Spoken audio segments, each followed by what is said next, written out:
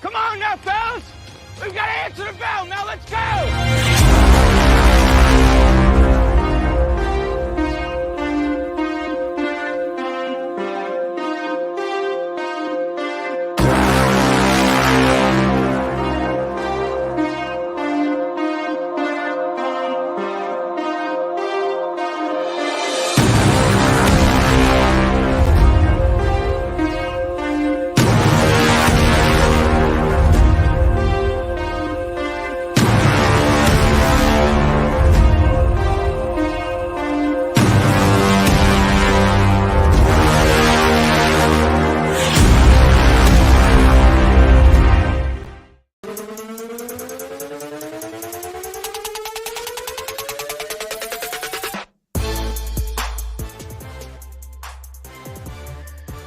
Hello and welcome into Main Street Sports today, presented by Mid Tennessee Bone and Joint. I am Chris Yao.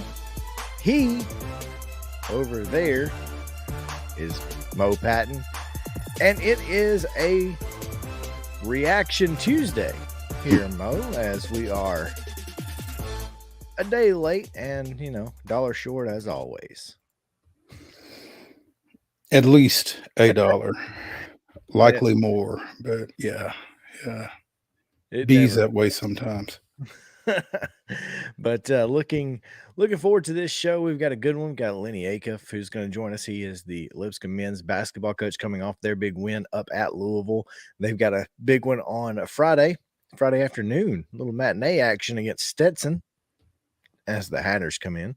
The Hatters. Is there a better nickname? There are few, if any. So yeah, I'm a big fan of Hatters, especially Stetson. That just makes so much sense. I love it. And then Chip Walters will join us. It is Tuesday, so he'll give us his weekly rundown as he gets back from Hawaii. Mm-hmm. It was a good trip for him. It was, and for everybody else in blue. Well, especially the kicker. I don't know about the running game. They didn't really have a good time, but everybody else did. But they won, though. So Hey, that's all that matters. That's all that matters. They brought home the trophy and took down the Fighting Brady Hoax. So, yeah, it's going to be a good show. We got a lot going on. Top 5 draft coming up. Got a lot to get to. It's Tuesday after a 4-day weekend. Now, there wasn't a whole lot of sports over the weekend because it was Christmas. I'm not even going to ask how Christmas went, Mo. Maybe we'll get to that in a little bit if if we feel like trying to yell at people. Nah, we're not gonna yell. We're past the point of yelling. At this point, I'm not even mad. I'm just disappointed. I'm just disappointed. That's it.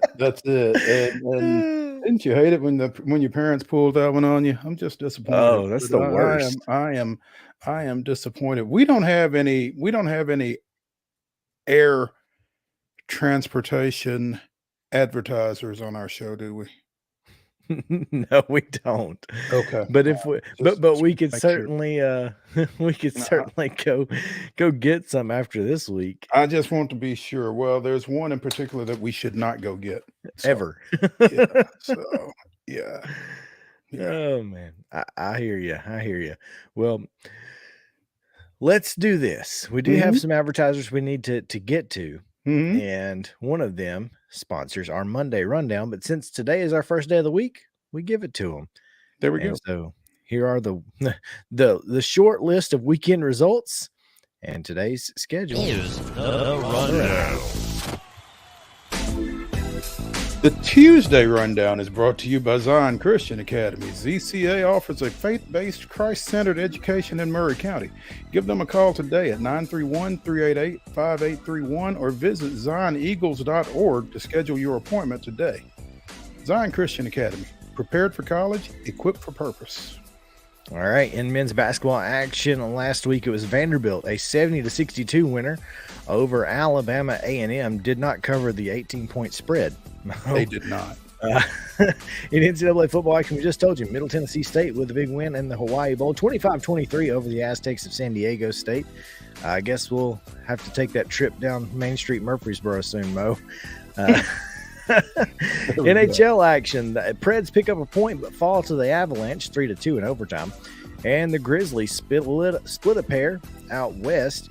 125-100 winners over the Suns, but a Christmas Day loser to the Warriors, 123-109. Girls basketball action. I guess this is, well, for the most part, it's upcoming, but we do have a handful of results. Green Hill defeated Central Hardin of Kentucky 39-26.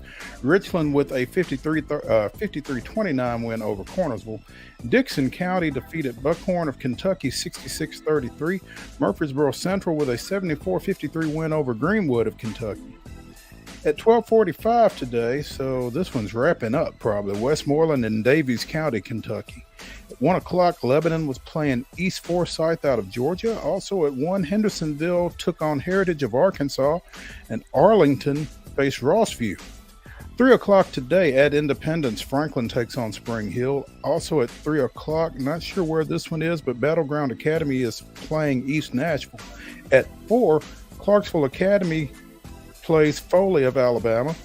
4:30, Beaver Dam, Wisconsin versus Cane Ridge. Also at 4:30, this one's at Independence. I know Ravenwood and Cookville play. At 6 o'clock, Laverne plays Cascade, and Fairview is at Independence. 7:15 game, Springfield plays Allen County, Kentucky. At 7:30, Smyrna plays Riverdale, and at 7:30, Summertown plays Huntland at Richland. How about the 3 wins over Kentucky opponents there? There we go. How about that? Asserting our dominance against those from the Bluegrass State. Yes. That's what I like to see right there. In boys basketball action earlier today, some more asserting of the dominance as Independence takes down Buckhorn of Kentucky 92-37. How about that? That's at the Hilton Sandestin Beach blowout. No, in I Florida. bet they had fun down there, or having fun down there. They're having fun. Yeah, they're done, and yeah. Columbia Central takes care of Collinwood 90-40. In noon today, don't have a score yet. Centennial and Montgomery Bell Academy at 2:30. Hendersonville will take on East Side of Georgia. Ravenwood has Christian Brothers at 4:30. At 6 o'clock, it's Upperman and Mount Pleasant. That one is at Richland. We know that. Mm-hmm. Memphis Overton takes on Marion, Illinois, and I don't know why that's in my. I don't care, unless it's a local tournament. That's all I don't know. Yeah. Montgomery Academy and Franklin at 7:30 tonight. Huntland and Summertown at Richland, a 9 o'clock start. That's thanks to the weather this morning. Mm-hmm. And Hendersonville takes on McGavock. No time, no location available. Sorry. Wednesday, girls basketball action at 8:30. Franklin Road Academy faces Berkeley Prep out of Florida. At 9 o'clock, it's Donaldson Christian and Harpeth. Middle Tennessee Christian and Homewood Flossmoor of Illinois play at 9:55 and not a minute earlier. Or later, apparently. 5 minutes later, Providence Christian faces Christ Presbyterian Academy. At 11:30, it's Hendersonville and East Forsyth out of North Carolina. And at 11:30, Harding Academy takes on Siegel. Boys basketball action tomorrow morning. Christian County, Kentucky and Knowledge Academies at 10 a.m. at 10:30. DCA and Harpeth. Women's basketball action tonight. Wofford is at TBA. Take on the Lady Vols at 5:30 on SEC Network. At 2:15 here momentarily, Memphis and Utah State will play in the First Responder Bowl, the ServPro First Responder Bowl. You can see it on ESPN. Probably following this Georgia Southern Buffalo game. So 6 minutes to go in that one. NHL action tonight. Dallas comes to Bridgestone to take on the Predators at 7 o'clock. Puck drop on Bally Sports South. And the Suns are at the Grizzlies tonight. That's a 7 p.m. tip on Bally Sports Southeast. Just use your guide and figure it out as we go, because I don't know what channel and what. So there you go. But that is it for your rundown.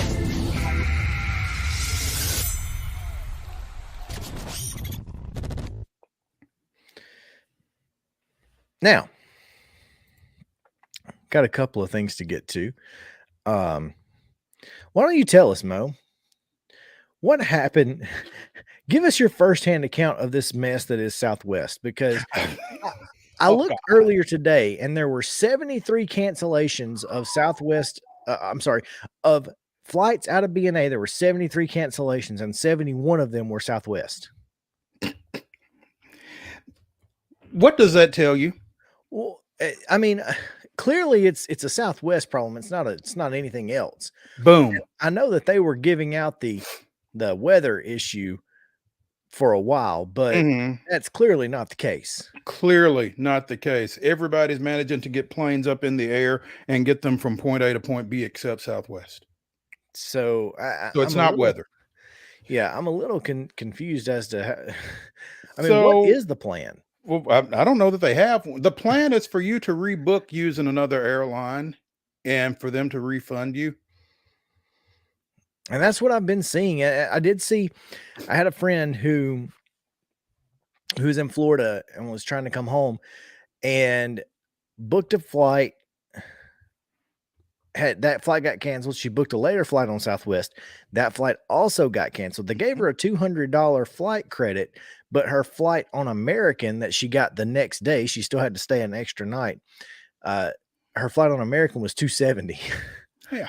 So that's tough, man. I hate that because Southwest is typically pretty reliable and has been for a long time. I don't know what happened this particular holiday season that everybody, because there were just whole plane staffs that weren't showing up. Apparently it wasn't that they weren't showing up, it's that they didn't know where they were. Their staffing system is shot out to hell. Gotcha. I did see that they had basically cleared everything out of the system, essentially did a reboot of the system, and then tried to reschedule 1,500, which is about a third of the flights that they had across the country. They tried to reschedule 1,500 of them, and I don't even know that those got up today. No. So it's insane. It's a mill of a hiss, as someone on this show likes to say. Well, your Facebook post was very, it wasn't bad. The post that I saw you make was basically saying, look, this happens. This is not, we get that, but the customer service aspect on the backside was apparently not good. Not at all. Not at all. Still hasn't been. And the thing is, they were trying to sell in the first couple of days that it was weather related, but it wasn't affecting American. It wasn't affecting Delta. It wasn't affecting United, but Southwest couldn't get in the air. So, what is that about? Something in rain? Yeah. Yeah. Stop it. Stop doing it. I keep This is not looking rain. at my wet boot, and you're telling me it's raining, and I don't think it's rain, but it's yellow. So figure it out. Yeah, I've got one person in the house who is supposed to be in Wisconsin, and I've got two people in Arizona that never got to the house. So that's brutal. It was unfortunate, but it is what it is, and it could be a lot worse, and it was a lot worse for a lot of other people. So, like we said at the top, I'm not mad, I'm just disappointed. And I'm there you go. Really disappointed at how Southwest has handled it, and hopefully they will, die and rebrand. I don't know. It's irritating, but it is what it is. We'll be all right. I hear you. Hey, I did notice something real quick, semi-top story worthy. Mm-hmm. Sam Hartman, big Wake Forest quarterback, headed to the portal, and he'll join Grayson McCall as probably the two biggest quarterbacks in the portal right now, I would guess. He also joined 6 other starting quarterbacks in the Atlantic Coast Conference from the 2022 season that are now in the portal or have been in the portal. Apparently, again, Devin Leary has come out and he's going to put on blue and white. Also, the Pitt quarterback from USC is headed to Keaton Slovis. BYU. Yeah, Head where? BYU. Goodness gracious. So those two, and then you've got Hartman, What? who is apparently going to Notre Dame. Apparently, he's going to Notre Dame. Who is that? Hartman. Really? Which to me, as quickly as that decision was made, seems a little sus. Yeah. Well, and to follow up on some comments that have been made by some coaches, it seems a little sus. Yeah, that's awfully quick to get in and get out. Of course, now to be fair, it's been rumored that Sam Hartman was going to get into the portal for a good bit. Yeah, but that doesn't mean you can talk to him. Well, until he's in the portal, he's not. Well, you can't talk to him. I mean, you know, seriously, there are up and up ways to do this. Somebody gets word to his high school coach. His high school coach talks to him. Blah blah blah blah blah. I mean, there's ways to do it with and do it legally. I mean, or his buddy, you know, who plays at Notre Dame. Yeah, gives him a call and says, "Hey, man, you know, we need a quarterback. We'd love to have you, and I think, you know, maybe if you enter the portal, maybe give Coach Freeman a call and see what happens." Or just let me know when you get ready to enter the portal, and I'll be sure and tip Coach Freeman. I mean, I don't know how quickly that process is from getting in the portal to folks legitimately knowing you're in the portal to being able to contact you. I don't know what the level of instantaneousness, if that's a word, is as far as that goes. I don't know what type of lag or delay. Obviously, it's not a Southwest type delay. But, there is some level of quickness to it, I guess. But it's man, there's a lot of movement, and it again, it can't be good for high school kids. Pete Thamel, Wake Forest quarterback Sam Hartman intends to enter the portal. Notre Dame is expected landing spot. So, man. Oh, and by the way, week 2 next year, Wake Forest, Notre Dame. Where? Oh, that's a good question. I don't know the answer to that. Let's hope it's not at Winston-Salem. That could be bad. That could be ugly. That could, in fact, be ugly. Did you see that the Pirates signed a 42-year-old pitcher, Rich Hill? I saw something trending to that effect, but I did not look at it. 40. Why is Pittsburgh signing a 40? An extra pitching coach? I mean, it's at Notre Dame, by the way, just for clarification. Good. But yeah, a 42-year-old Rich Hill. I mean, it's not like, look, it's not like it's a GOAT like 42-year-old Tom Brady. This is 42-year-old Rich Hill. Yeah. That's $8 million, by the way, for 1 year. He will turn 43 in March. That's a number that is right in the Pirates' wheelhouse, I guess. He was 8-7 for the Mets this past year with a 4.27 ERA, for what that's worth. With Boston, he started 26 games and threw 124 1/3. So that's not 5 innings per start, is it? I mean, 26. Well, that's kind of been his specialty is a 5-inning start. So, according to ESPN's Jeff Passan, friend of the show, made his debut with the Cubs in June 2005. My goodness, that is something, man. But I mean, again, that's kind of where Pittsburgh is shopping, which is why they need to go ahead and trade Brian Reynolds to the Braves for Max Fried. That's another story for another day. I'm not sure that's the trade, but we're not going to re-sign him in free agency. He's going to be worth so much money, but we might as well get something for him. And Brian Reynolds would be a great one to get. Straight up. Brian Reynolds. You take Fried, we'll take Reynolds. I'm for it. We got enough pitching. You know, if Soroka's healthy, I don't necessarily hate that.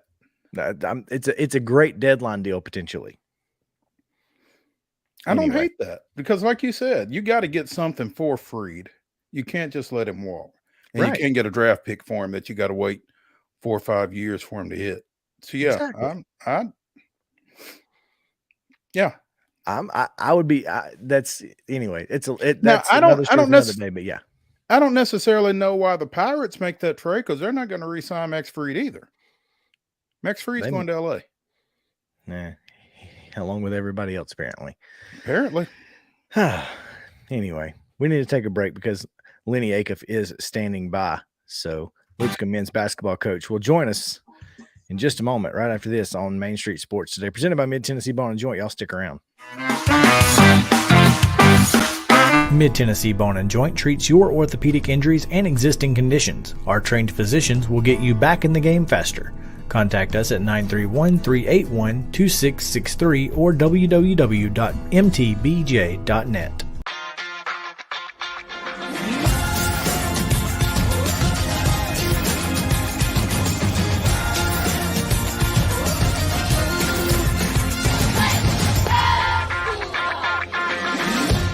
Hey folks, while we take a quick break from the show, I want to tell you about our friends over at Custom Stone Handlers in downtown Columbia. Ed Rich and his team at Custom Stone Handlers believe in leadership. And outside of the military, our greatest leader building platform is sports. Custom Stone Handlers proudly encourages young people to get in the game.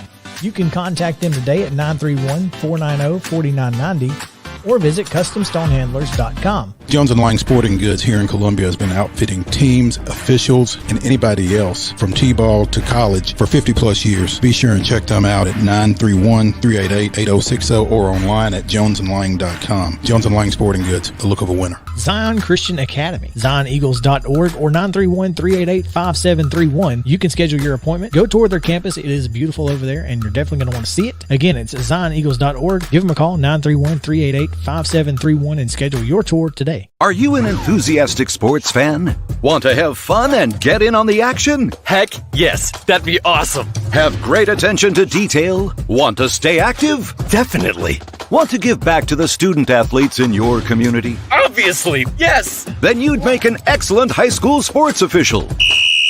We need more officials in Tennessee. Because with no high school officials, there are no high school sports. Sign up today at highschoolofficials.com. Mid-Tennessee Bone and Joint has been the official sports medicine provider for Maury County Schools for more than 40 years. We specialize in orthopedic injuries, and our Ortho Quick walk-in service lets you bypass the ER.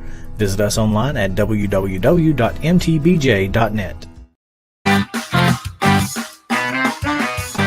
Welcome back in Main Street Sports Today, presented by Mid-Tennessee Bone and Joint. Chris Yao alongside Mo Patton here on this beautiful Tuesday. As you can see, the sunshine behind me. You can still see a little bit of the snow over my shoulder here, just a little bit. It's where the sun hasn't quite shined yet, but it'll be gone soon. As long as it doesn't stick around 3 days, then we won't see any more. Hopefully, the rest of the year. But looking forward to. Good luck with that, by the way. Yeah, looking forward to warmer temps as the week goes on, especially if you're planning on getting out later this week to maybe catch a little college basketball action, perhaps at 2:00 on Friday. If you're not watching our show, you might as well be watching the Lipscomb men's basketball team as they take on the Stetson Hatters. And joining us now is men's basketball coach at Lipscomb, Lenny Acuff. Coach, how are you?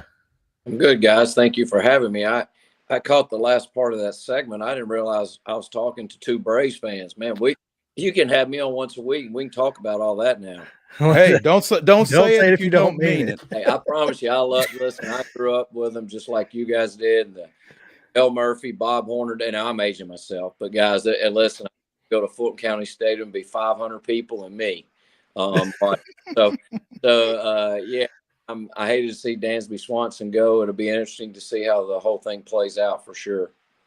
Coach, at that time, were you one of those that called to ask what time the game started and they asked what time you could be there? Absolutely. I went to college in Rome, Georgia. Buddies would get out of basketball practice or workouts in the spring, and we would go have dinner, drive to Fulton County Stadium, pay $3, and sit on the front row behind Del Murphy. Yeah, so those were good times. But I love the Braves, and I'm with you guys. It's going to be interesting, but I do enjoy watching them. And thank you for having me. Hope you guys are doing well. We are thawing out, Coach. We appreciate you taking the time. I know it was short notice, but wanted to try to get you on. I was doing a little youth league officiating, and the guy that I was working with a couple of Saturdays ago is a big U of M fan, and so he was you had him on pins and needles most of Saturday afternoon not too long ago, and then going up and getting the big win at the KFC Yum Center here in your last game before the holidays. Now, obviously, this Louisville team isn't necessarily the Louisville team that a lot of people have gotten used to, but at the same time, you guys went up and picked off an Atlantic Coast Conference team 75-67 here. What does a win like that on the road against an ACC team do for your team as you get ready to head into ASUN play here Friday? Yeah, that's a great question, Mo.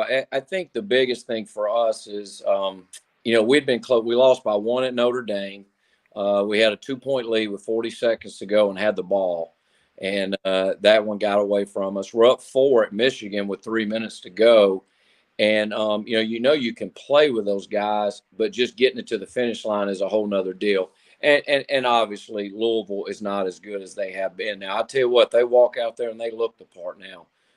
They look like an NBA team when they walk out there, but they're not as good. But still, though, it just shows you, Chris, I see your Tennessee stuff on, the passion that people have for basketball in Kentucky. I mean, we went in there, they're 2-9 on December the 20th, and there's 12,000 people there. I mean, they were there, they were into the game. And for us to get that one to the finish line was really big for our confidence. We played really well. And so hopefully we can carry that confidence going forward. At the same time, it's not like you guys didn't know you were a good basketball team. Well, I like our team.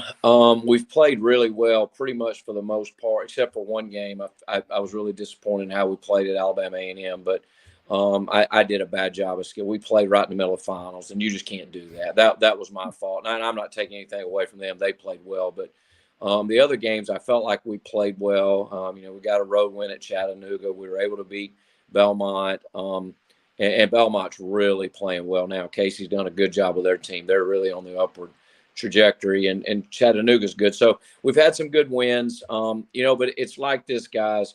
In college basketball, I know when you're in school and you're about 3/4 through the semester and you have this class and you only had about 20% of your grade, and you still only got 3 weeks left to go in the semester. That's what college basketball is. You're going to be remembered for what you do in conference play.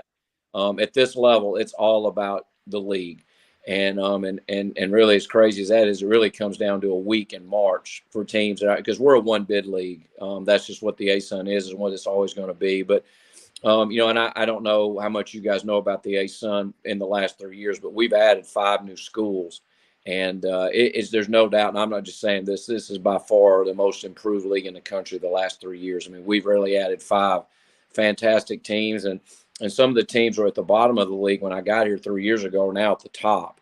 So it's almost bottomless, and that starts Friday with a really good Stetson team who's already won at Florida State. They won at South Florida. They're a good team. So right out of the chute Friday at 2 o'clock, it's a tough match. Yeah, I already looked. You guys have to go to Jacksonville State. I was really looking forward to seeing maybe if I could get to Allen Arena and see that one. I'm a JSU alum, so they got another team really good. Yeah, we've been paying attention a little bit to the ASUN since that move was announced, and it really has become a great league. And unfortunately, now some of those teams are leaving and going to Conference USA, including Jacksonville State. Yeah, they and Liberty both. We actually play Stetson Friday, and then we go to Liberty on Monday. And Liberty and Jack State will be leaving next year, and then the year after that, Kennesaw will be leaving. And there's just so much movement now, guys, with football and everything that goes into who's FBS, who's FCS. I think it's going to continue to be fluid for the next few years. Speaking with Lipscomb men's basketball coach Lenny Acuff here on Main Street Sports Today, presented by Mid-Tennessee Bone and Joint. And, Coach, you talk about how good this league is. North Alabama, who just came into the league here in the last bit, gets Ole Miss. I mean, they're good. This is like you said, this is an up and coming league, and those bye games aren't the guarantee that they've been in years past, I guess. No, well, what's happened, to be honest with you, Mo, is that you've gotten a lot of teams have transfers. A lot of teams have gotten older, and the gap between the Power Five and the mid-major is not what it used to be. The other thing I think you have, I think is very underrated, is how difficult it is to put together a true team where everybody's on the same page now. Just to be honest with you, you could tell there's a lot of moving parts at Louisville. When you take 8 or 9 transfers, you can't keep all those guys happy. And trying to get your team to play well, get them to play together, be cohesive, and really be about us more than me, it's hard to do. And when you have a fragmented team, there's going to be some ups and downs. You guys saw it in college football. I mean, every Saturday you're like, wow, what just happened?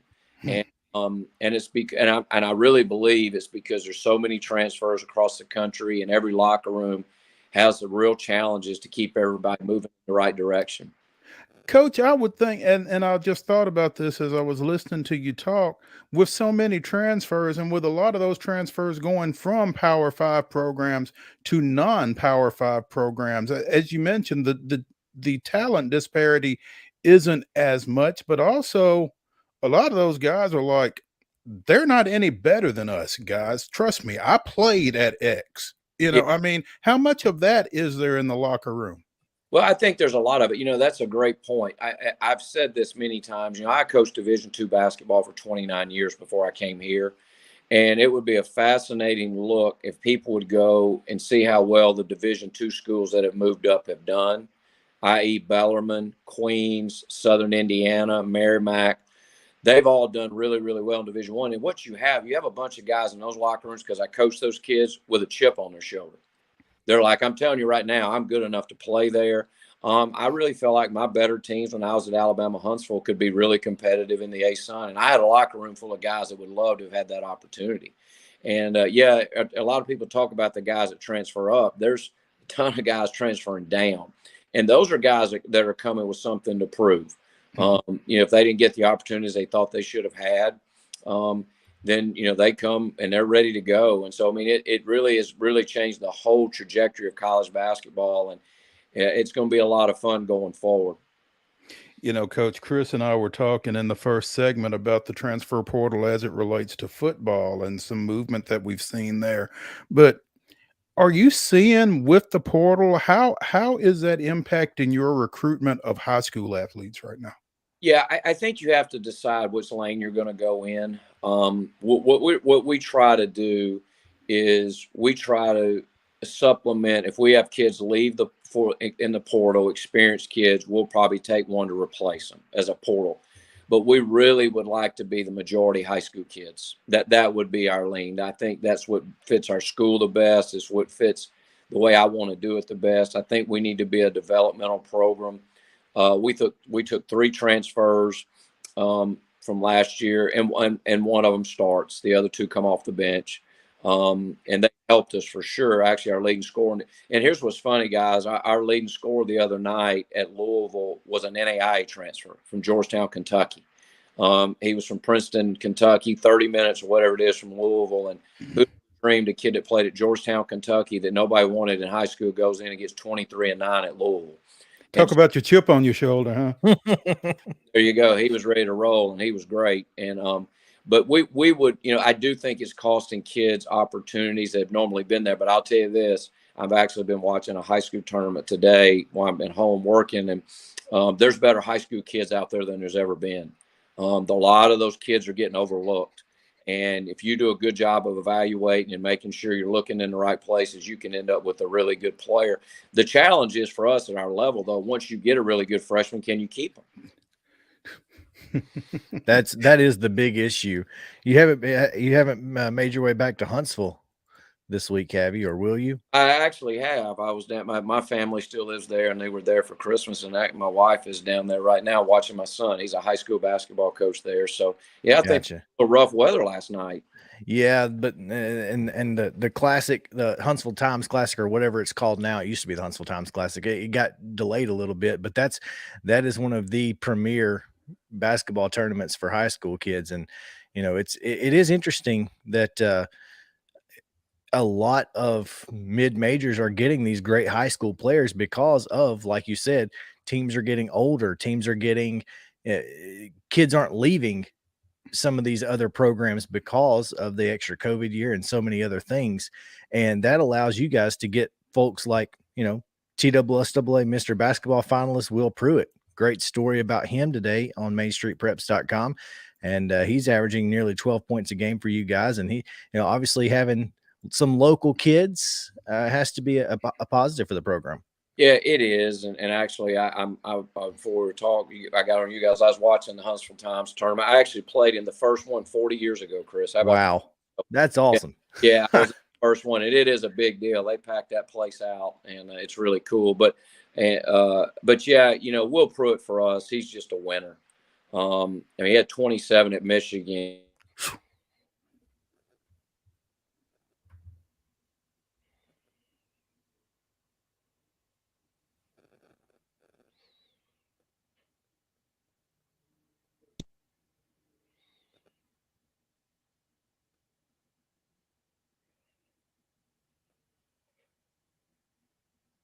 Mo, is it me or you? I think it might be him. I'm not sure. Coach, I think we lost you there for just a second. Yeah. Coach, you still with us? We can see him, but we can't hear him. He's efforting. Yeah. I think he's going to try to come back in. He said 27? Yeah, against Michigan. Oof. That ain't bad. Impressive.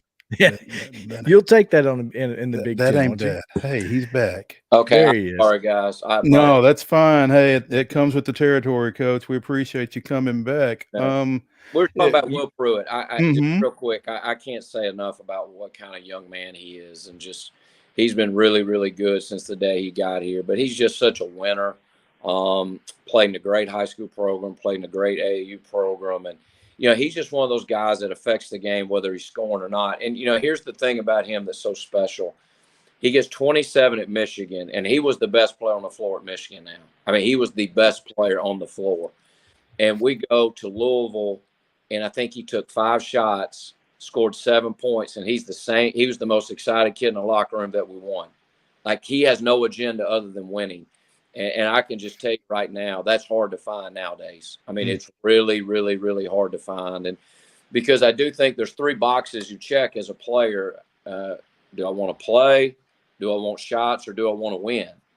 And sometimes those things get convoluted, and it's hard to find that kid say, look, I just want to win.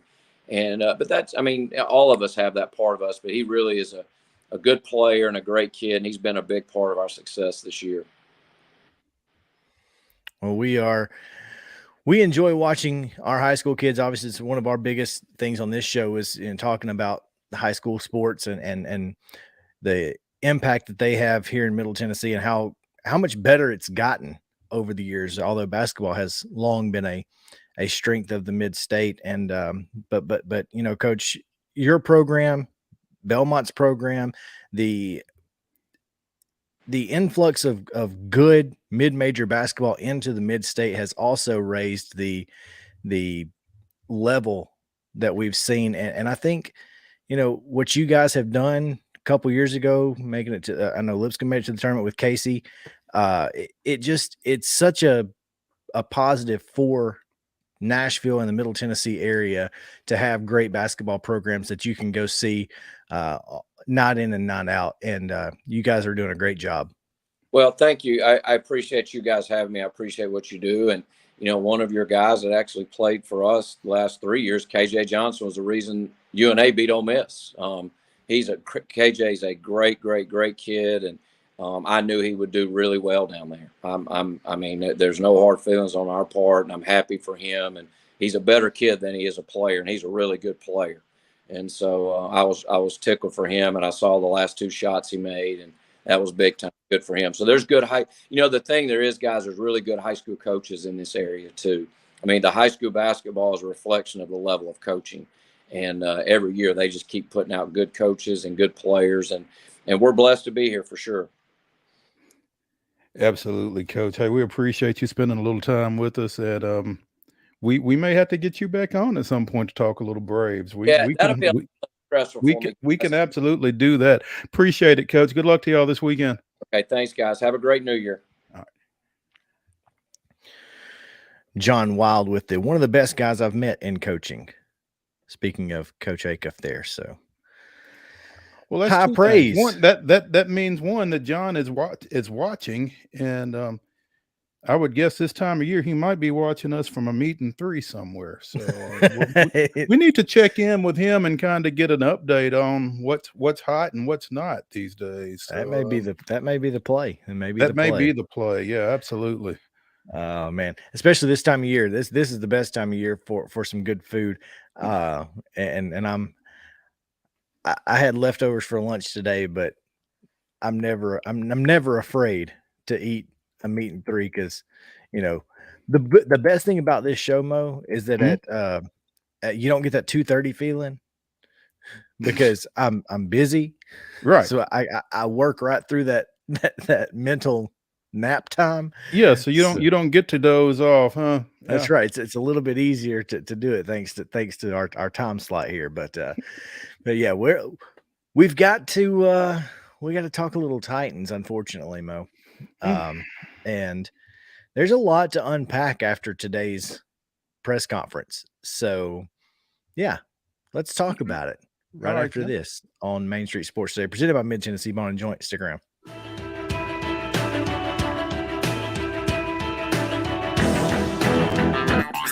This is Chris Yao with Main Street Sports Today. Every show, Mo Patton and I welcome friends from all across the sports landscape, from high school coaches and reporters to national, college, and pro sports personalities. You never know who might stop by for a chat. AP Tennessee sports editor, 3-time Tennessee Sports Writer of the Year 2020 TSWA Hall of Famer. She covers the Titans, the Predators, the Grizzlies, college football, and hoops. Please make welcome Teresa Walker. Former University of Tennessee, former Team USA Olympian, ex-Cy Young Award winner, R.A. Dickey. R.A., did I miss anything? Man, that was sweet. Yeah, I need to listen to that before I go to bed every night. That was nice. Has 5 sports Emmys. That's not bad for the other guy in Wham, Ryan McGee. The other guy in Wham married the best looking girl, Bananarama. So the other guy in Wham had a pretty good life. From preps to pros, we're taking on the sports topics you care about. Tune in across Main Street Media social platforms at 2 p.m. or on demand on your podcast distribution platform of choice.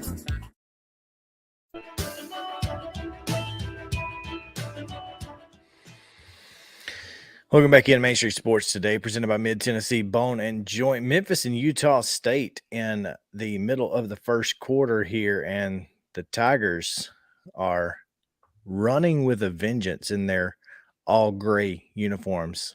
I like this gray lid that they've got. Solid stuff here. Georgia Southern fell to Buffalo.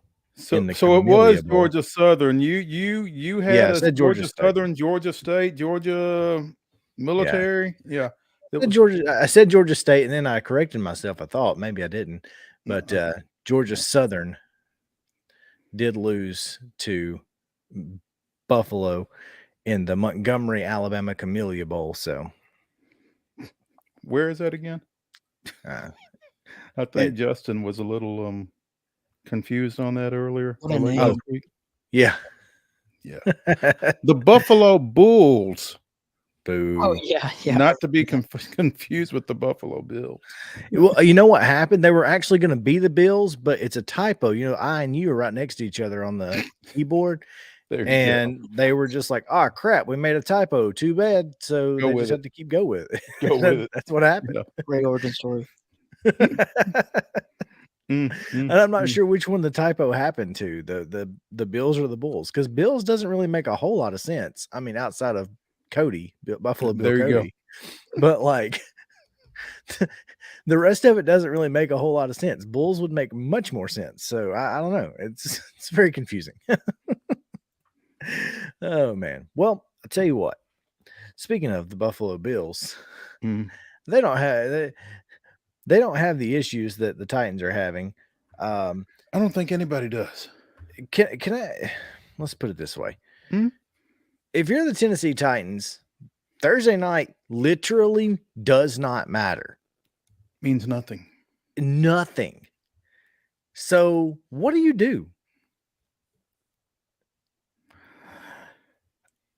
I think you make Derrick Henry inactive for one thing.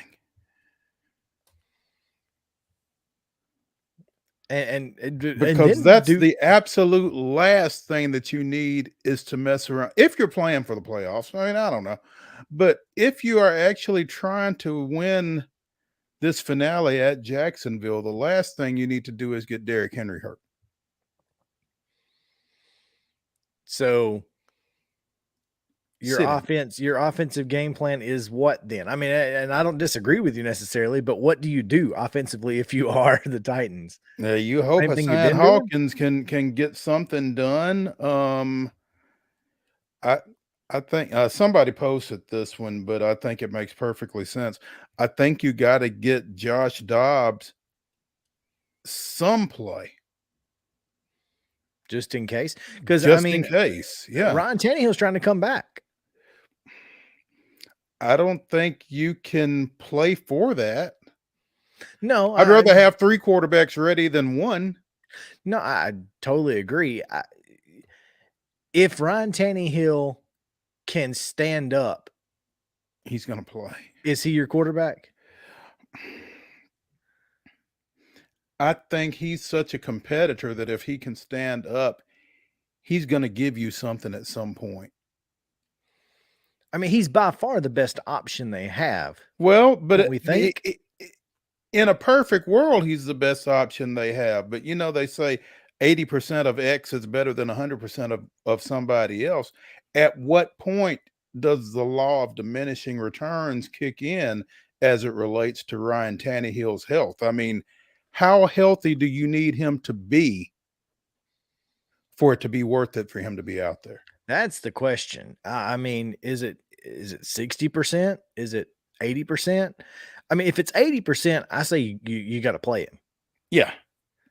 I don't think I'd go less than 75 though. Yeah. I mean, if and then the next thing there is he's got to be honest with you. Yeah. Because you can't take a chance of him getting out there and not being able to go, and now you're down to 1 quarterback and Kevin Byard or whoever. Kevin played it in high school and did it pretty well from what I understand. Played for your guy, Kenton Evans, did he not? I don't know where Kevin played. I think he and Kenton have a connection from the Atlanta high school ranks. That makes sense. Well, you know, I mean, all I'm saying is there are worse options probably than Kevin Byard at quarterback. Well, I mean, he'd probably be your guy. I don't know who else it'd be. That being said, this is a disaster. This season from the Green Bay the fact that we are on, even having this discussion. Yeah. From the Green Bay win on, it has been nothing but pure unfortunate, bad luck, and bad decisions. Poor decisions. From every angle. On and off the field. And, you know,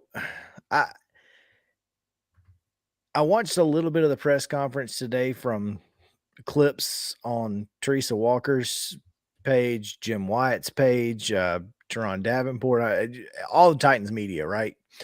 And Shane Bowen spoke, Todd Downing spoke, and I love these guys for kind of taking responsibility. Like Shane Bowen said, look, we gave up 9 points in the fourth quarter or whatever it was. And, we can't do that. Shane, okay, but your guys were out there forever. And at some point, our coaches have got to start being honest. And I'm sure they are being honest behind closed doors. They're not going to say that to the media. That's not the style that this team has. Not how they roll. No, it's not how they roll. But you got to feel like, Mo, that there's got to be some sort of angst amongst the coaches and perhaps even the players. I think you're absolutely right. I think 48 hours after the Titans' last game, whether it is at Jacksonville or whether it is in the first round of the playoffs, because I don't expect them to win a playoff game, but within 48 hours of their last game, I cannot imagine Todd Downing still being on this staff. One of the things that I did see was, specifically talking about Todd Downing is,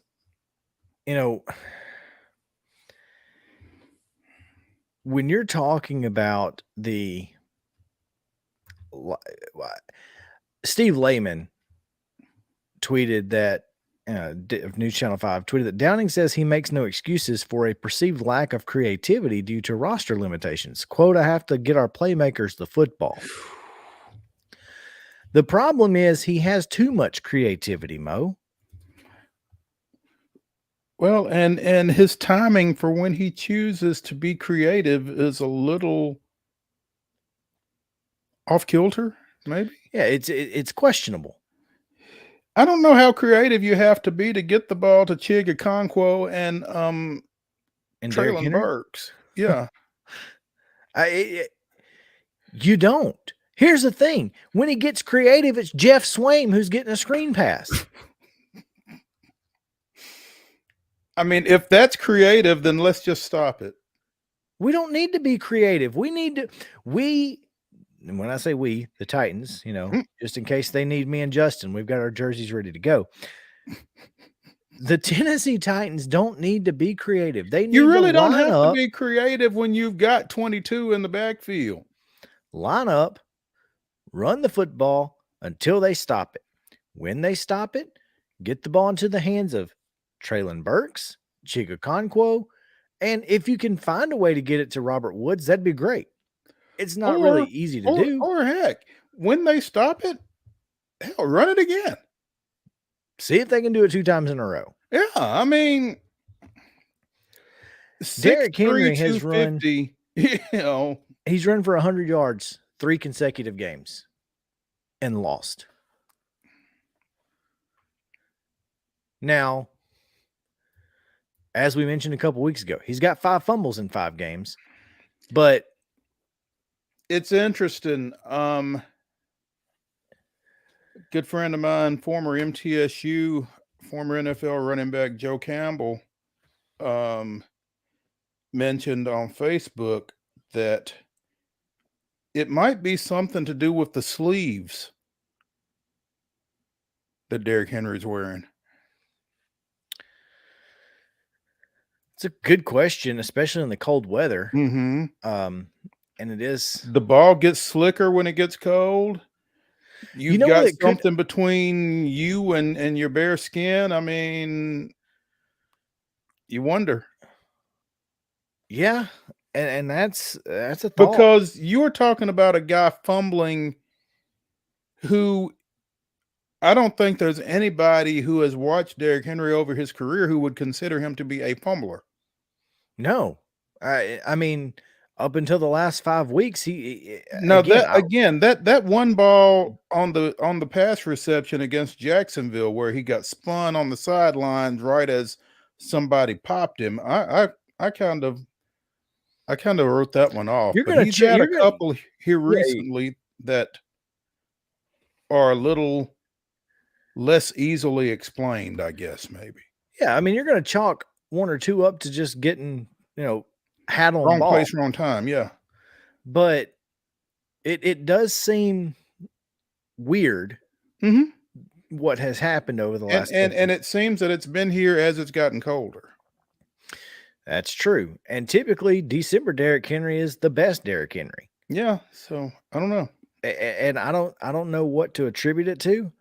I don't know what to attribute it to. I don't know, because the last thing you want to do, I think, is make him more conscious of it. Because when you're thinking don't fumble, don't fumble, don't fumble, that's when you fumble, is what I'm told. I don't know. But I don't think you want to make him more conscious of it, but at the same time, he needs to be more conscious of it. Because ball security, it's huge. I mean, the best play is when at the end of it, you've still got the ball. And, again, it's not just injury luck that the Titans have. The Titans win the game if Houston doesn't fumble into the end zone. I mean, that play right there was a 3rd down. They were going to have to kick field goal. I mean, it changes the complete trajectory of the game late. Sure. It's everything that can go wrong will go wrong for this Titans team. Apparently. And at this point, again, as I said to Teresa a couple weeks ago, at this point, I'm playing for the number 13 and possibly top 10 draft pick. Here's my question. How many sacks is Michael Parsons going to have Thursday night?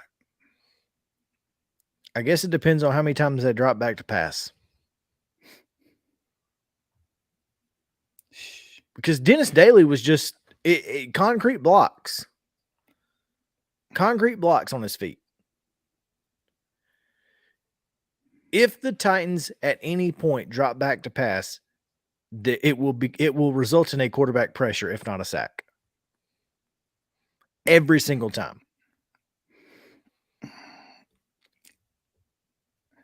I mean, if he lines up on Daly, I don't know how they're going to block him. Literally, I do not know how they're going to block him. At this point, Mo, just let me ask you this. At this point, would it not be in the Titans' best interest to go with Jeff Swaim, Chig Okonkwo, double tight end, double tight, and potentially even put them behind the guards in a Notre Dame box type style, and run your guys all night long and hope for the best? It might be best for the health of your quarterbacks. Well, mental and physical. And it's not going to because happen. Malik Willis is not mentally tough enough right now to play the game. And it's not necessarily his fault, because I wouldn't be mentally tough enough to drop back behind that line either. Well, and again, you're talking about a quarterback that from the moment he was drafted, we said was a developmental type guy. I mean, you took him in the 3rd round.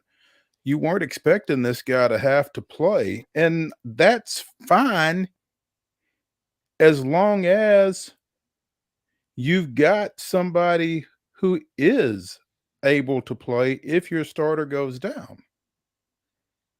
And that's why the general manager's office is empty right now. Yeah. And they certainly didn't have anybody available. I'll tell you, man,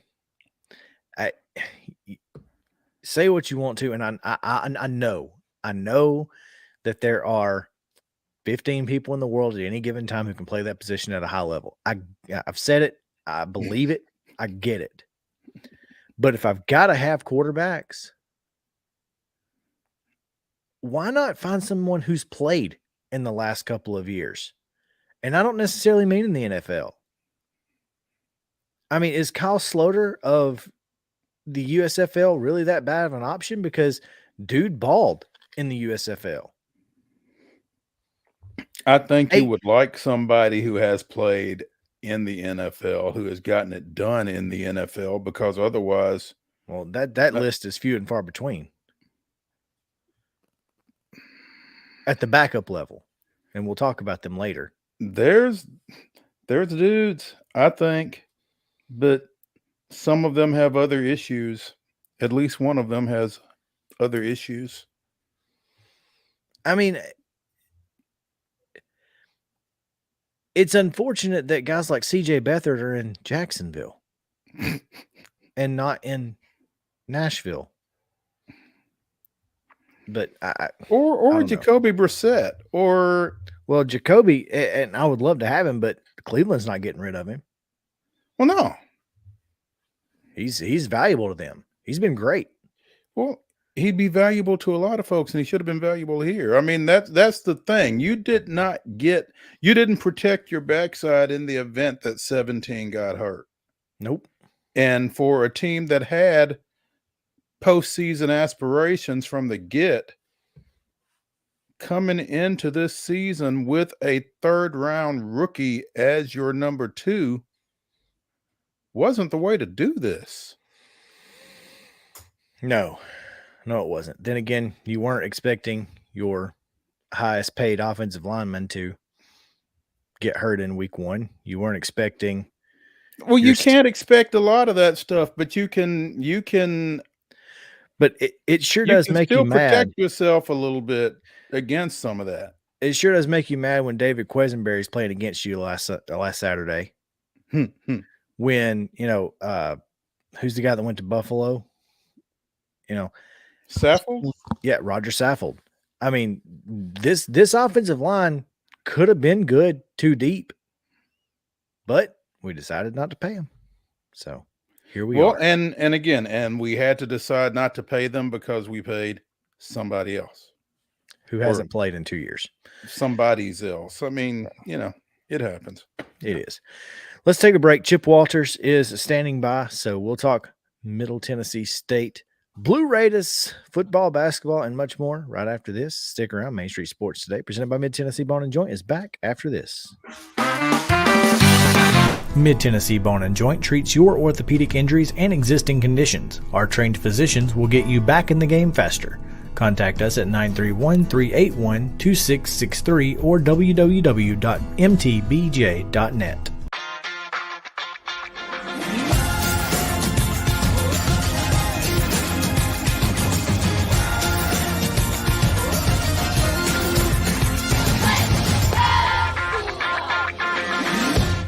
Hey folks, while we take a quick break from the show, I want to tell you about our friends over at Custom Stone Handlers in downtown Columbia.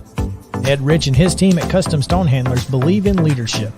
And outside of the military, our greatest leader building platform is sports. Custom Stone Handlers proudly encourages young people to get in the game. You can contact them today at 931-490-4990 or visit CustomStonehandlers.com. Jones & Lang Sporting Goods here in Columbia has been outfitting teams, officials, and anybody else from T-ball to college for 50-plus years. Be sure and check them out at 931-388-8060 or online at jonesandlang.com. Jones & Lang Sporting Goods, the look of a winner. Zion Christian Academy, ZionEagles.org or 931-388-5731. You can schedule your appointment. Go tour their campus. It is beautiful over there, and you're definitely going to want to see it. Again, it's ZionEagles.org. Give them a call, 931-388-5731, and schedule your tour today. A game without a crowd is just a scrimmage. A performance without an audience is just a rehearsal. Without your presence, high school sports and the performing arts aren't possible. Ensure that these essential extracurricular activities continue to enrich the lives of students in Tennessee. purchase a ticket to your local high school's game or performance. This message presented by the TSSAA. Mid-Tennessee Bone & Joint has been the official sports medicine provider for Maury County Schools for more than 40 years. We specialize in orthopedic injuries, and our Ortho Quick walk-in service lets you bypass the ER. Visit us online at www.mtbj.net.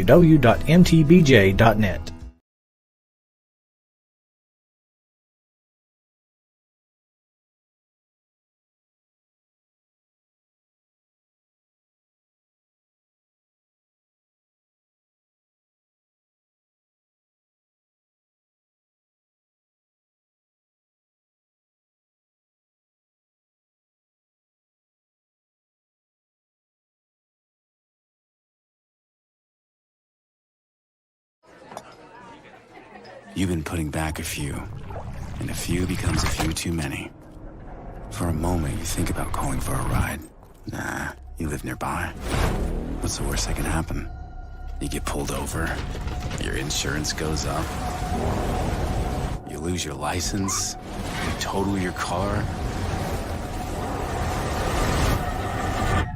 you kill someone.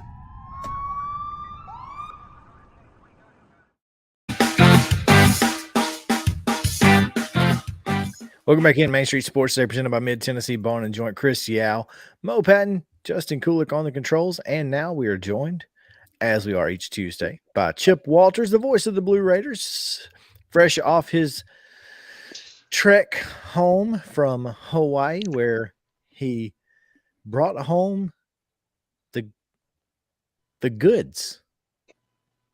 Chip, you got a trophy on your way home. Well, not me personally, but they did strap it in. They strapped it into a seat on the plane up in the front, and I tell you, well earned. A lot of hard work went into that for the guys, and the effort they put in. And I talked to Coach Stock prior to the game, and a word that came up, and he and I were talking. I said, Coach, it seems like that if there's one word that can describe this team this year, it's resilient or resiliency. And sure enough, it not only took it for the year, but that's what it took to win the football game on Saturday night, or Saturday afternoon out in Hawaii, because things did not look good early, down 14-0, and you haven't been able to slow their defensive line down yet. And still come back, find a way to win, put enough offense together, combine that with 5 defensive takeaways, and a kicker who has his best day as a Blue Raider, and it added up to a really, really good win over a really good team. You said it, Chip. Down 14-0 early, and it not looking very good at that point. And to rally back for a 25-23 win at the Hawaii Bowl over San Diego State. Second straight bowl win, is that right? Second straight bowl win, and also Middle becomes the first NCAA school to ever win back-to-back bowl games outside of the contiguous 48. And so there's that. And one other rather dubious honor that came out of the game on Saturday is Middle ended up minus 66 yards rushing, which is the least number of rushing yards ever by a team to win a bowl game. But any port in a storm, and whatever it takes to do it. And kind of interesting that Zeke Rankin, when he hit his 49-yard field goal in the first half, that set the Hawaii Bowl record for the longest field goal in that game. Not only to see it broken in the second half when San Diego State's kicker hit one from 52. Nice. It was fun while it lasted, huh? Yeah, that's fine. Yeah. Now, obviously, I guess I've not looked at the game stats. I'm trying to pull them up as we speak, but I guess there's some sack yardage that impacted that minus 66. Yeah, it was a pretty good bit. It was about 60 yards, I think. I don't have that. No, it was 90. Was it 90? That's right. Because he got sacked, 7 times? Yeah, Chase had 9 carries for a negative 91 yards. Yeah. So that you balance that out, and that minus 66 becomes what, 24, something like that. And and still, that's not a rushing number you're going to write home about. But Right. He didn't have huge passing numbers, but he was very efficient, and for the most part took care of the football. And he was running for his life early, and then they did some things and made calls to where they kind of took advantage of San Diego State's over aggressiveness and threw back in toward where the pressure was coming from. And in particular, a play that really jumped out at that was the touchdown pass to Jordan Ferguson, because they were coming. They were coming after him, and he was backpedaling, threw it off his back foot, and Ferg able to make the catch. And as he said in the post game, he didn't realize that there was a penalty for spiking the football on a touchdown, which he got, but it did not come back to hurt the Raiders. And heck, fire, after the career he's had, he earned a pass on one of those. Yeah, it's not like this is a guy who's caught a whole lot of touchdown passes, so not been in that position a great deal. No, but in Saturday's game, you think about he had whatever tackles he had. He had one huge pass breakup, and he had an interception and a touchdown reception. So, pretty good way to end a career, and just one of the all-time good guys to ever wear that uniform. Nice way to close it out for him. Nice way to close out an 8-5 year for the Blue Raiders, again with that 25-23 win over San Diego State at the what is Easy Post, Chip? It's a shipping company. Very similar. I think for a lot of businesses use it to ship documents or other packages. Okay, got you. That is not how the Blue Raider football equipment was shipped to and from Hawaii, though. So. Well, there was no equipment truck driving out there, I don't guess, though, huh? The equipment actually went out on the 12th, and there's a company that comes, and there were 14 pallets of equipment that went out, and it was put into cargo containers, and it was flown out on a cargo plane, and that equipment will be on its way back, other than a few things that were put on the team plane coming back Saturday night. But yeah, it's, that's one thing you learn when you have to go to a bowl game that's on an island somewhere, whether it's the Bahamas or Hawaii. Your equipment has to go a good bit before you do. Good thing is y'all know all about that. Yeah, we've played four of those games in the past. Hopefully, there'll be one next year, and the hope would be that it would be much more convenient for the fans. These trips are terrific for the players. They get treated very well, and a lot of unbelievable opportunities to destinations that most of those kids have never gone to, or some may never have the opportunity outside of playing football, and to be able to see their expressions and experience what they experience is pretty gratifying and really good for them. And while we did not have it was difficult for fans to travel, there was a pretty good crowd of folks wearing blue, including a large group of veterans.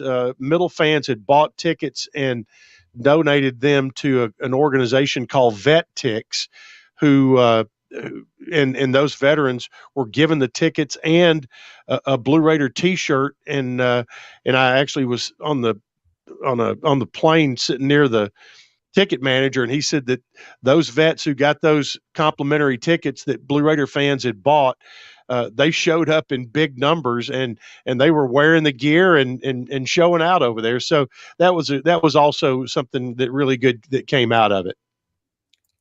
Chris was saying, as we had discussed UAB's trip to the Bahamas Bowl, that a lot of folks took cruises that had stops in Nassau, I guess, and they were able to get off the boat, go to the game, come back to the boat, and continue their cruise.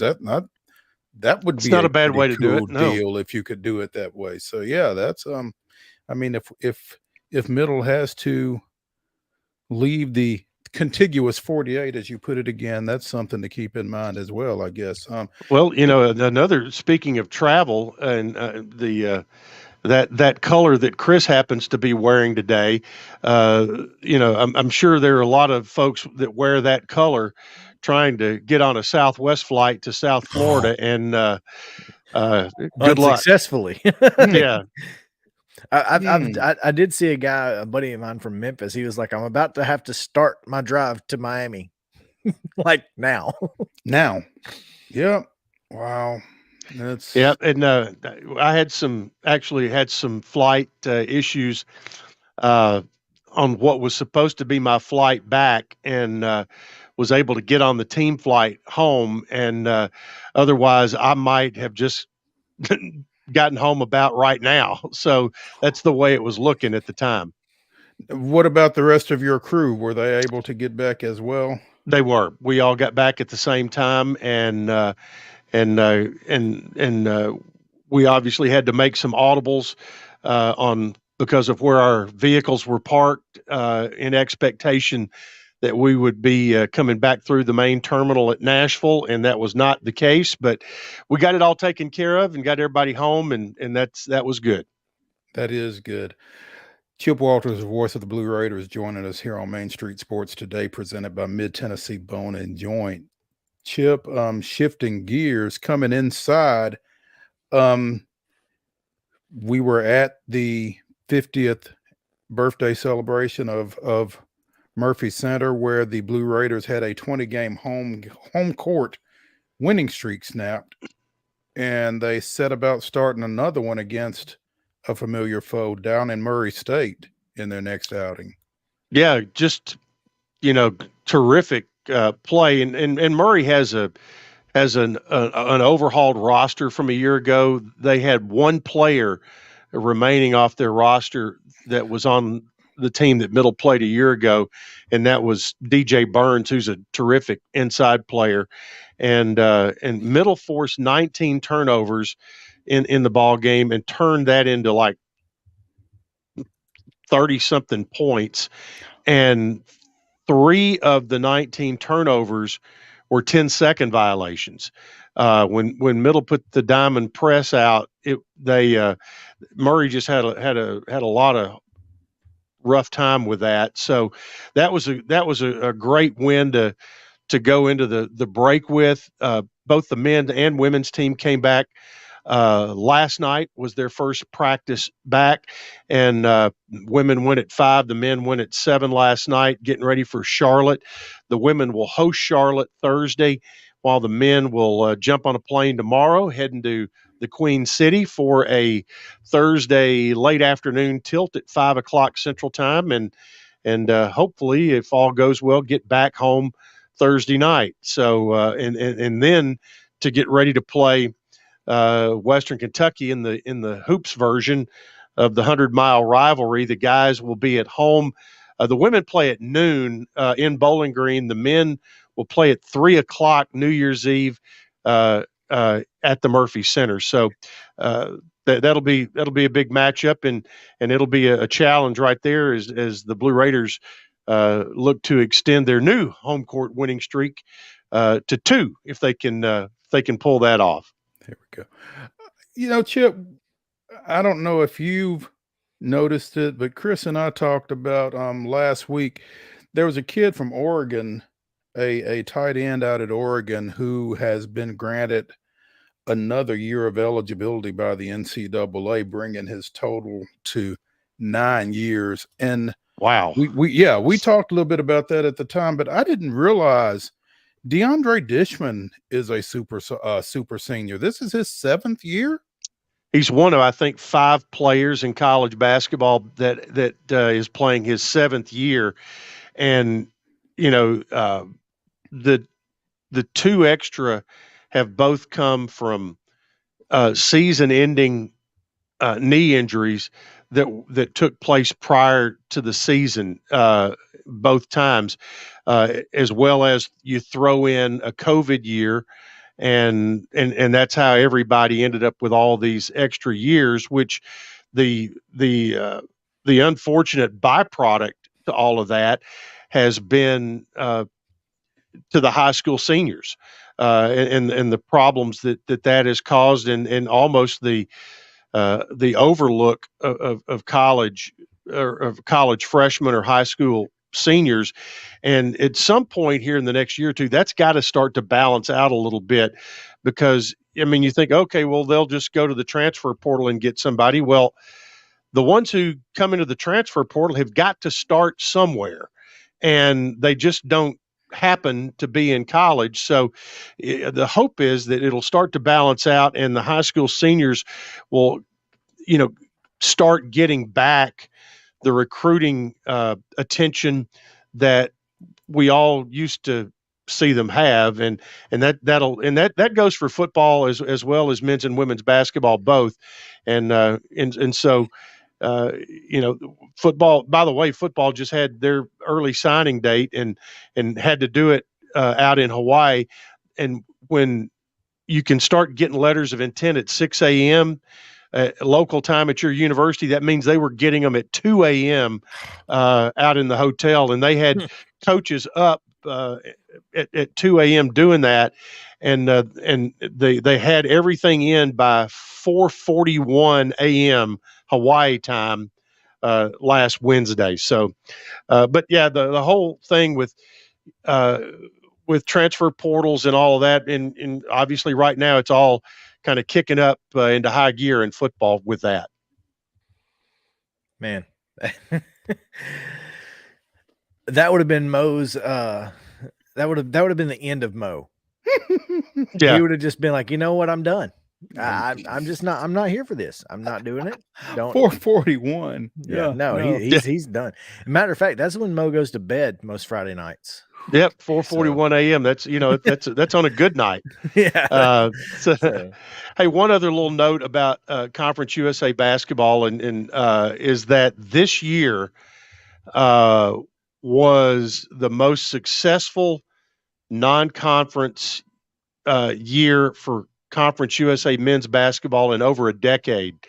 The league this year in exactly 100 non-conference games finished up 66-34, which included against some other conferences. They went 3-1 against the Missouri Valley, went 2-2 against the Atlantic 10, went 7-1 against the Sun Belt, and went 3-2 against the mighty Southeastern Conference. How about that? 3-2. That's not bad. So I'm sitting here on GoBlueRaiders.com/signing day/football, looking at the 13 signees that were all wrapped up by 4:41 Hawaii time. And the quarterback down there, I'm trying. Ren Heffley? Yes, Ren Heffley. Here's his story. All right. Number one, he's thrown for all kinds of yards. When Middle went and played Michigan a few years ago, he was on the Michigan roster. That's where he signed out of high school. He went to Michigan and was an all Big Ten academic selection.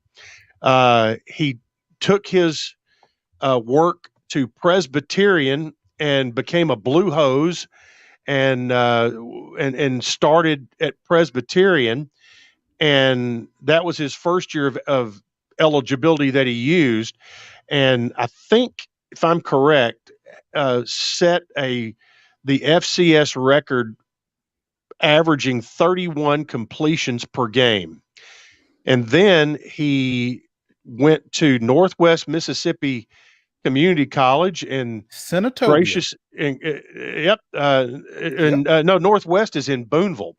No, Northeast is in Boonville. Northwest is in Senatobia. You're right. But he went there and was one of the leading passers in the entire junior college system.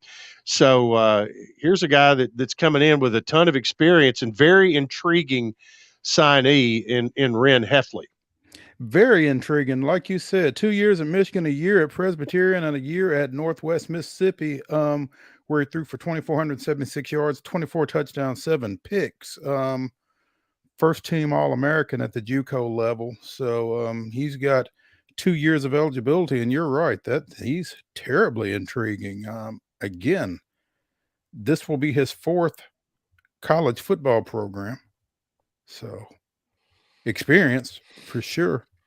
One signee, one in-state signee, the receiver from Greenback, Holden Willis, 6'4", 210. Well, I've seen him play before in the state finals, and and I'm not by any sort of stretch a talent evaluator, but even to my untrained eye, he caught my attention with Greenback, and that Greenback team could score points, and they played with a lot of toughness, and those are qualities that I know our coaching staff looks for, is guys that come from winning programs and bring their toughness with them. There we go. Chip, as always, a pleasure. Look forward to talking to you again very, very soon. All right. It'll be next week, hopefully. If not before. I'm not going to talk to you guys till next year. The old solid dad joke there, Chip. That's right. At Choose Chip. Follow him on Twitter. All right. Hey, we got just a few minutes left. Like 3 minutes. So if we want to get to our top 5 draft, we'd probably get our top 3 in tops. So let's do it. Let's get 3 in. We're going to go. Mo is going to get the first pick, Justin, and then me. Let's go. Top 5 Tuesdays brought to you by Mid-South 5 Fitness. Follow Thalas Steele at Steele Athletes on Instagram and steelathletes.com against Mid-South 5 Fitness. Check them out. All right. Best backup quarterbacks. Now, they don't have to be career backups, but they had to at least be backup at one point. The greatest backup quarterbacks of all time. Okay, so not, they don't have to be career. Got it. They don't have to be a career, but these are pros and college. Yeah, any backup quarterback ever. I don't care if it's Destin Wade at Summit. Man, that's a joke. I don't care. So, all right, we got 2.5 minutes. Let's go, Justin. Oh, my first pick? I'm going Tom Brady, then go. Yeah, I thought Mo had it first. All right, Mo. That's a good pick. Shoot. I'm going to go Don Strock of the Dolphins. All right. It's old school. I'm going to go Flutie. Ooh, that's a good one. I'm going to go Kerry Collins just because of that 10-3 season he had. 2010, I think. 2008, maybe. Interesting choice. No. I had it on. Frank Reich. That's a good one. That was my third one, but I've got in the second round. I'm going to go with Neil O'Donnell. Oh, classic. Right, he was in the league forever. I got to go with my boy. I saw him throw 70 out routes to beat the Texans by 3. Blaine Gabbert. I'm old school, obviously, here. I'm going Clint Longley of the Dallas Cowboys. Oh, that's a good one. I'm going to go Bubby Brister. Cool name. I'm going to go, he was a backup at one point. Sleeper pick, Aaron Rodgers. He was. He is a backup forever. Good call. Yes. That's a really good one. Thank you. That is a good one. In that same vein, I'm going to go Steve Young. Ooh, and then that's got to lead into, or whatever. Is it my pick or yours? That's my pick, and I'm going to go with Kurt Warner. Oh, that's such a good one. I was going to say Jeff Garcia. I love that we kind of we held off for the best ones like the late round. Did you go Garcia? Justin? Yeah, I'm going to go Garcia for my. You're going to go Garcia. Oh goodness. I'm gonna go Vince Evans. Nice. Mr. Irrelevant is gonna be Tony Romo, who also came out after a Drew Bledsoe injury. So, Drew Bledsoe. You want to be behind Drew Bledsoe, huh? Leading the way. And we got 15 seconds left. So thank you guys for hanging out with us. We'll see you guys next week next week. Crap. Top 5 Tuesday next week. We'll see you guys tomorrow at 2:00 on Main Street Sports, presented by Mid Tennessee Bone and Joint. We will see you then.